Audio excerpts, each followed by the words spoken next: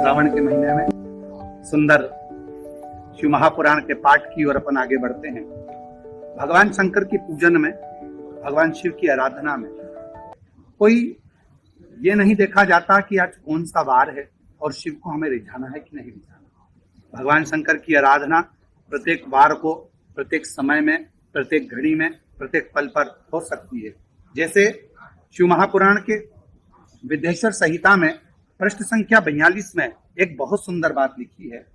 सूर्य आरोग्य के और चंद्रमा संपत्ति के दाता हैं। मंगल व्याधियों का निवारण करते हैं। बुध पुष्टि देते हैं।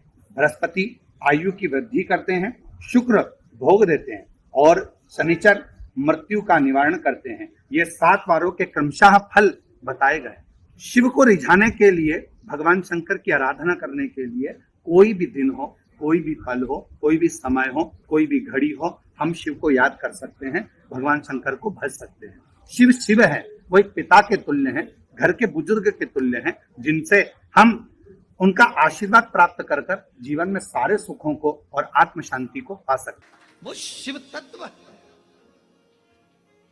और तेरी कृपा बिना ना हिले एक भी अणु, लेते हैं श्वास तेरी कृपा से तनु तनु। बखान क्या करूं मैं राखों के ढेर का, चपटी भभूत में खजाना कुबेर का। हे गंगाधार मुक्ति द्वार ओंकार तू, भोले ओंकार तू, आयो शरण शंभुकार तार तू। भगवान शिव।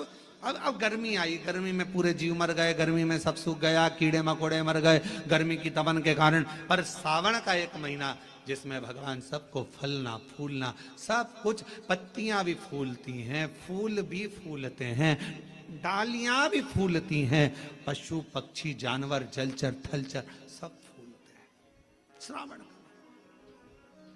और क्या कहा मेरे भोले बाबा ने नंदी से, ए नंदी, श्रावण का महीना हो, शिव तत्व की प्राप्ति को करने के लिए अगर कोई संसार का मानव मुझे पुकारता है, भजता है, शिव कथा कहती है, शिव जी कहते हैं नंदी से, उस जीव का कल्याण करने के लिए मैं स्वयं उसके द्वार तक पहुंच जाता हूं और उसका उद्धार कर देता हूं, उद्धार कर देता हूं।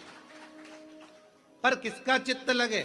सावन में भी कई लोग ऐसे हैं जिनका चित्त नहीं लग पाएगा, क्योंकि सावन का महीना होता है तो कमाई के स्रोत भी ज्यादा हो जाते हैं। जीजियों की साड़ियां बिकने लगती हैं, फैशन का सामान बिकने लगता है, पर्स मोबाइल बिकने लगता है, सामान बिकने लगता है, क्योंकि उस समय व्यापार भी बढ़ता है। व्यापार इसलिए बढ़ता है क्योंकि भगवान भी चाहता है कि तेरा मन मुझसे हट जाए, व्यापार में लग जाए। क्योंकि भगवान को मालूम, हमने पहले भी कथा में कहा है, बच्चे को माँ गोदी में तभी तक रखती है जब बच्चा खिलौने से नहीं खेलता। खिलौने से खेलने लगेगा, माँ नीचे उतार देगी। उसी तरह भगवान तुमको अपने पास जब तक बुलाता है, जब तक तुम्हें अपना बना कर रखता है, और भगवान देख लेता है कि अब धीरे धीरे मेरे को इसको धन देना है, वैभव देना है, ये खिलौने से खेलना चालू करेगा, गाड़ी लाएगा, घोड़ा लाएगा, मकान बनाएगा, फर्नीचर बनाएगा, उसमें लग जाएगा तो मेरे मंदिर आना छोड़ देगा। और मंदिर आना छोड़ दिया तो एक दिन मुझे धीरे धीरे, मैंने एक बार इसकी वो पहले की माताएं, पुरानी माताएं क्या करती थी, मिर्ची बारिश के पहले भर के रख लेती थी,